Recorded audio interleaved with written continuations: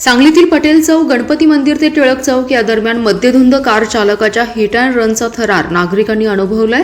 नशेधुंद असणाऱ्या कार चालकाने बेकायदेशीर वाहन चालवत 4 पोलिसांसह 11 जणांना उडवले। अवघ्या 10 ते 12 मिनिटात असंख्य वाहनांना धडका देत पळून जाण्याचा प्रयत्न केलाय। टिळक चौकात दुचाकी आडवी आल्याने कार थांबली आणि बेधुंद कार चालकास जमावाने चोपत पोलिसांच्या हवाली केले। हिट अँड रनच्या या थरारात सुदैवाने कोणतीही जीवितहानी झाली नाही। आज रात्री 7:45च्या सुमारास हा थरार झालाय। या घटनेत पोलीस अंमलदार माया चव्हाण, सपना घराडे, वाहतूक शाखेचे अंमलदार लखन होवाळे, सुभद्रा निसरट यांच्यासह महेंद्र प्रताप पवार, पूर्वी सुनील फराटे, वरद सुनील फराटे, अनुष्का विनायक फराटे, उमा विद्याधर नार्वेकर, स्वप्नील शिवगोंडा पाटील अशी जखमींची नावे आहेत। तर कार चालक प्रणिकेत दत्तात्रय पांचाळ असं त्याचं नाव आहे, तो देखील जखमी आहे। सर्व जखमींवर येथील शासकीय रुग्णालयात उपचार सुरू आहेत। आज रविवारची सुट्टी आहे, त्यामुळे खरेदीसाठी आणि फिरायला येणाऱ्यांसाठी मोठी गर्दी पेठेत होती। तसेच घाटावर कृष्णमय महोत्सव देखील सुरू असल्याने भाविकांची मोठी गर्दी होती। आज रात्री 7:45च्या सुमारास प्रणिकेत पांचाळ हाताची कार घेऊन निघाला होता। धुंद अवस्थेत तो पटेल चौकात भरधाव वेगात आला। त्यानंतर त्याने अनेकांना धडका दिला। यावेळी नागरिकांनी त्याचा पाठलाग सुरू केला। टिळक चौकात मोठी गर्दी होती, त्यात समोर वाहतूक शाखेचे पोलीस अंमलदार सुभद्रा निसरट आणि उपनिरीक्षक अविनाश घोरपडे हे वाहतूक नियमन करत होते। तो भरधाव वेगाने येताना पाहता त्याला अडवण्याचा प्रयत्न केला, परंतु त्याने निसरट यांनाही धडक दिली। त्यानंतर टिळक चौकात एका दुचाकी चालकाने धडक दिली आणि त्याची गाडी थांबली। विश्रामबाग येथील लिमयेमळा ते इनामधामणी रस्त्यावर क्रांतिकुमार बापूसाहेब शेटबाळे यांचा दगडाने ठेचून निर्घुण खून केल्याप्रकरणी दोघांना अटक केली आहे। तसेच अल्पवयीन युवकास ताब्यात घेतले। विश्रामबाग येथील लिमयेमळा ते इनामधामणी या कच्च्या रस्त्यावरच नशेखोरांनी अड्डा निर्माण केलाय। शनिवारी रात्री देखील संशयित 3 जण रस्त्याकडेला दारू पीत बसले होते। रात्री 9:15च्या सुमारास मृत क्रांतिकुमार ही त्यांचा मोबाईल कुठेतरी पडल्यामुळे ते मुलगा सुयश याला घेऊन विश्रामबागकडे येत होते, तेव्हा वाटेत दुचाकीच्या हेडलाईटचा उजेड पडल्यानंतर तिघे नशेखोर उठले। त्यांनी बापलेकास अडवलं, त्यावरून त्यांच्यात वाद झाला। तेव्हा तिघांनी दोघांवर दगडाने हल्ला चढवला। सुयशच्या पायावर दगड लागून तो जखमी झाला। त्याच्यासमोरच वडील क्रांतिकुमार यांना मारहाण करत मोठा दगड उचलून क्रांतिकुमार यांच्या डोक्यात घातला, त्यामुळे ते गंभीर जखमी होऊन त्यांचा जागीच मृत्यू झाला। हल्ल्यानंतर सुयशने गावात जाऊन इतरांना हा प्रकार सांगितला। काही वेळातच नागरिक धावले, तोपर्यंत क्रांतिकुमार रक्तस्रावाने मृत झाले होते। तात्काळ विश्रामबाग आणि सांगली ग्रामीण पोलीस घटनास्थळावर आले। दरम्यान खुनानंतर तिघे संशयित पळून गेले। 80 फुटी रस्त्यावरील आठवडा बाजारात लोकांना धमकावल्यामुळे त्यांनी तिघांना पकडून चोप दिला। त्यानंतर विश्रामबाग पोलिसांच्या ताब्यात दिलं। पोलिसांनी चौकशी करून रविवारी रात्री साबू उर्फ साहेबराव खैराव, पृथ्वीराज जाधव या दोघांना अटक केली आहे, तर अल्पवयीन युवकास ताब्यात घेतले। अटकेतील दोघांना सोमवारी न्यायालयासमोर हजर केलं जाणार आहे। क्रांतिकुमार शेटबाळे यांच्या खून प्रकरणी अटक केलेला साबू उर्फ साहेबराव खैराव याच्यावर खुनाचा गुन्हा दाखल आहे। 2022 मध्ये सांगलीत स्वाद हॉटेलजवळ रोहन नाईक याचा खून प्रकरणात त्याच्यासह साथीदारांवर गुन्हा दाखल आहे। सध्या तो जामिनावर बाहेर आला होता, त्याच्यावर आणखी एका खुनाचा गुन्हा दाखल झालाय।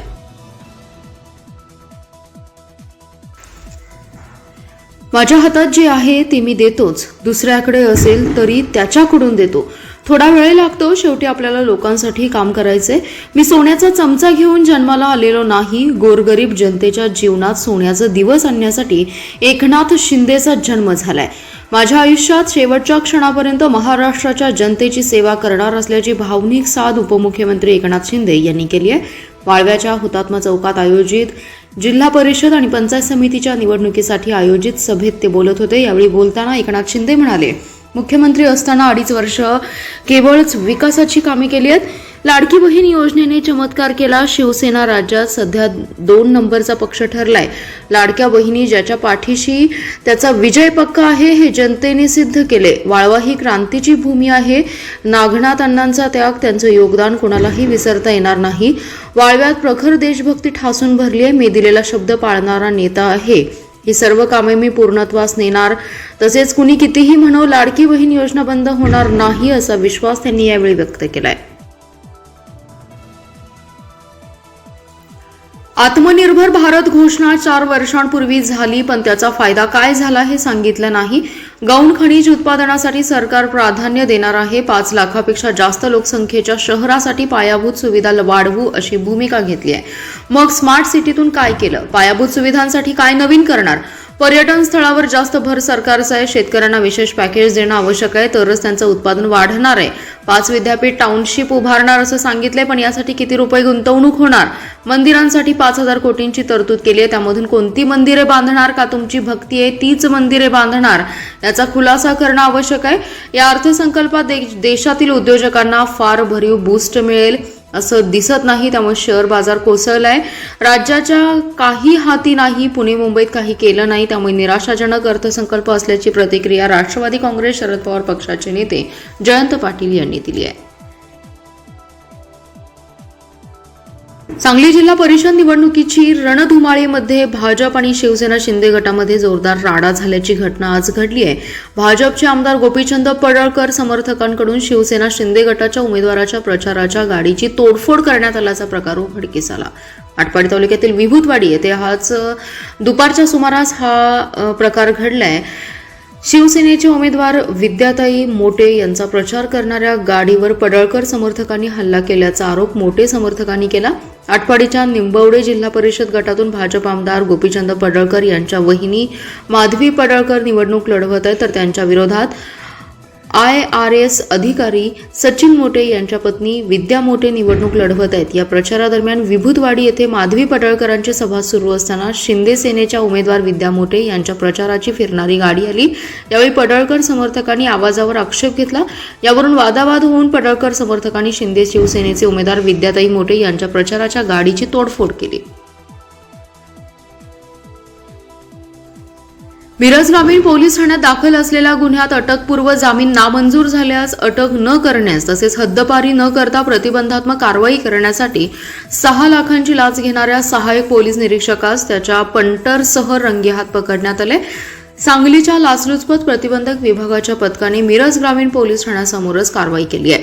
लाचखोर सहाय्यक पोलीस निरीक्षक सुनील शिवाजी गुरव आणि जयवंत ईश्वर नागरगोजे अशी कारवाई केलेल्यांची नावे आहेत. सहाय्यक पोलीस निरीक्षकालाच लाखोंची लाच घेताना पकडल्याने खळबळ उडाली होती. तक्रारदार याच्या विरोधात मिरज ग्रामीण पोलीस ठाण्यात खुनी हल्ल्यासह विविध कलमांतर्गत गुन्हा दाखल आहे. सदरच्या गुन्ह्यात तक्रारदाराचा पूर्वी मंजूर झालेला अटकपूर्व जामीन नामंजूर करण्यासाठी न्यायालयात पोलिसांनी अहवाल पाठवला होता. सदरच्या अहवालात मदत करण्यासाठी तसेच मिरजेच्या प्रांताधिकाऱ्यांकडे पाठवलेल्या हद्दपारी प्रस्तावाची अंमलबजावणी न करता केवळ प्रतिबंधात्मक कारवाई करण्यासाठी मिरज ग्रामीण पोलीस ठाण्याचे सहाय्यक पोलीस निरीक्षक सुनील गुरव आणि त्याचा खासगी व्यक्ती जयवंत नागरगोजे यांनी तक्रारदाराकडे 8 लाखांच्या लाचेची मागणी केली. याबाबतची तक्रार संबंधितांनी सांगलीच्या लाचलुचपत विभागाकडे केली होती. तक्रारीचं गांभीर्य ओळखून पथकाने पडताळणी केली असता जयवंत नागरगोजे यांनी त्याचं काम सुनील गुरव याला सांगून करून देतो असं सांगितल्याचं निष्पन्न झालं. यावेळी लाचलुचपतने सापळा लावला असता सहाय्यक निरीक्षक गुरव आणि नागरगोजे यांनी तडजोडी अंती 6 लाखांची लाच घेताना रंगेहात पकडण्यात आलं. यावेळी दोघांना ताब्यात घेत त्यांच्या विरोधात लाचलुचपत प्रतिबंधक अधिनियम अंतर्गत मिरज शहर पोलीस ठाण्यात गुन्हा दाखल करण्यात आलाय. 2026 ते 27चा केंद्रीय अर्थसंकल्प हा सर्वसमावेशक, दूरदृष्टी असलेला आणि भारताला जागतिक आर्थिक महासत्ता बनवणारा आहे अशी प्रतिक्रिया सांगलीचे आमदार सुधीर गाडगे यांनी व्यक्त केली आहे. यामध्ये मध्यमवर्गीयांना मोठा दिलासा मिळाला आहे. आयकर मर्यादित केलेली वाढ आणि कर रचनेत दिलेली सवलत यामुळे मध्यमवर्गीय नोकरदारांच्या हातात अधिक बचत राहील. सामान्य माणसाच्या खिशाचा विचार करणारा हा अर्थसंकल्प आहे. शेतकरी आणि ग्रामीण विकास, शेती क्षेत्रासाठी आधुनिक तंत्रज्ञान आणि सिंचन प्रकल्पांना दिलेले प्राधान्य हे शेतकऱ्यांचे उत्पन्न दुप्पट करण्याच्या दिशेने टाकलेलं महत्त्वाचं पाऊल आहे. सांगलीसारख्या शेतीप्रधान जिल्ह्याला याचा मोठा लाभ होईल. रेल्वे, महामार्ग आणि पायाभूत सुविधांसाठी केलेली विक्रमी तरतूद देशाच्या प्रगतीचा वेग वाढवणारी आहे. यामुळे व्यापार आणि उद्योगांना मोठी चालना मिळेल. लखपती दीदी योजना आणि महिला बचत गटांसाठी विशेष तरतुदींमुळे ग्रामीण भागातील महिला आर्थिकदृष्ट्या सक्षम होतील. हा अर्थसंकल्प केवळ आकड्यांचा खेळ नसून तो गरीब, शेतकरी, महिला आणि तरुणांच्या आशा आकांक्षांना बळ देणारा असल्याची प्रतिक्रिया आमदार सुधीर गाडगे यांनी दिली आहे.